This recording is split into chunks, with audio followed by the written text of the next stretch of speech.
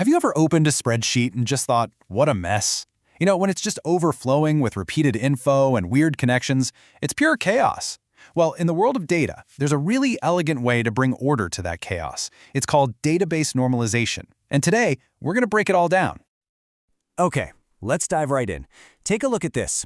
This right here is a classic data disaster. It's one single table trying to do way too much.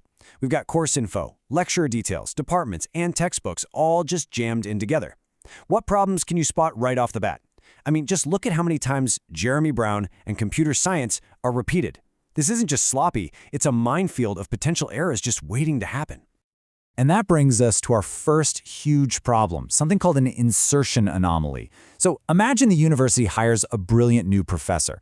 You'd want to add them to the system immediately, right? But with this table structure, you can't, because every single row needs a course. There's no way to put the professor's details in until they're actually teaching a class. According to this table, they don't exist yet. It just makes no sense. Okay, so problem number 2 is what's called an update anomaly. Let's say Professor Jeremy Brown switches from the computer science department over to a new AI department. With this messy table, you don't just change that info once. Oh no. You have to go on a hunt. You have to find every single row where his name shows up and manually change the department.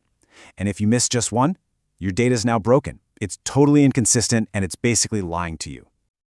Finally, and this one is maybe the scariest, we have the deletion anomaly. Let's look at our table again. Imagine James Corman teaches only one course, algorithms. If the university decides to cancel that course and you delete that row, poof, you could accidentally wipe out the only record you have of James Corman ever even working there. In trying to delete one piece of information, you've unintentionally destroyed a completely different, unrelated fact. So, how in the world do we fix this mess? Well, this is where normalization comes in. It's a step-by-step process for cleaning up our database, a set of genius rules figured out by a computer scientist named Edgar F. Codd, specifically to stop these kinds of problems from ever happening. When you boil it all down, normalization is really about two things, and they're both super important. First, we want to reduce data redundancy. That's a fancy way of saying we only want to store each piece of info one time in one place. And second, we want to improve data integrity, which just means we want our data to be trustworthy, consistent, and correct.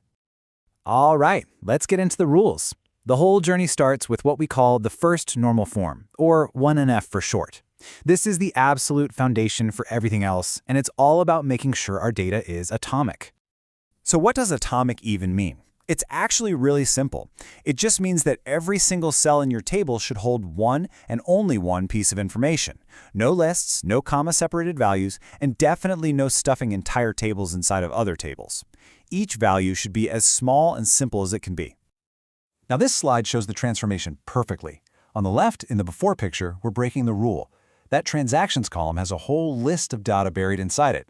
To fix it, we do something really logical. We break it apart. On the after side, we now have two clean tables, one for customers and a brand new one just for transactions. And the magic is how they're connected. That customer ID acts like a bridge, linking every single transaction back to the right customer. And just by doing that, by getting our data into 1NF, we've made it 1,000 times more useful. Now we can easily ask simple questions like, hey, show me all the transactions from last Tuesday, or what was the biggest purchase this month? We don't have to write crazy code to dig through messy data anymore. It's simple, it's flat, and it's ready to be used. All right, level 1 complete. Once our data is in first normal form, we're ready for the next step, second normal form, or 2NF. This rule is all about making sure every piece of data in a table truly belongs there and depends on the entire main key. Now this rule is a really big deal, especially when you have what's called a composite key. That just means your primary key is made up of two or more columns working together. 2NF says that every other piece of info in that table has to be about the combination of those keys, not just about one of them. And this toothbrush example makes it crystal clear. In the before table, our key is the combination of manufacturer model. But look at that manufacturer country column. Think about it. Does the manufacturer's country depend on the specific toothbrush model? Of course not. It only depends on the manufacturer. That's a partial dependency. So, to fix it, we do what we did before. We split the table.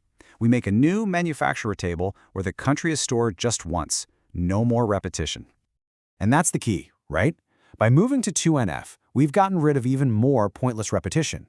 Now, if a manufacturer moves its headquarters from one country to another, we only have to update it in one single spot, not for every single product they make. Our data is just so much cleaner and easier to manage. This brings us to the final step in our big cleanup, third normal form, or 3NF. Honestly, for most apps and databases you'll ever work with, getting to 3NF is the main goal. This rule is all about making sure every column in a table is there to describe the primary key and nothing else. So, in simple terms, 3NF is all about getting rid of something called transitive dependencies. It sounds complicated, but it's not. It's when you have a column that depends on another column, which in turn depends on the key. It's like an indirect relationship, and 3NF says, nope, we gotta cut that out. Look at this tournament winners example. The primary key of this table is tournament ID. Now let's look at the winner's details like winner name. Does the winner's name really describe the tournament? No. The winner's name is a fact about the winner. It's the winner ID that's a fact about the tournament. That's a classic transitive dependency. So the 3NF solution is to create a totally separate winner table, put all the winner-specific info there, and then just link it back.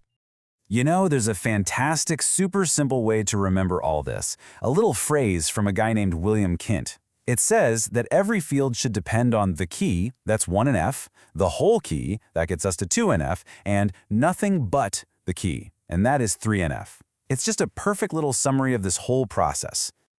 And with that, we've hit 3NF.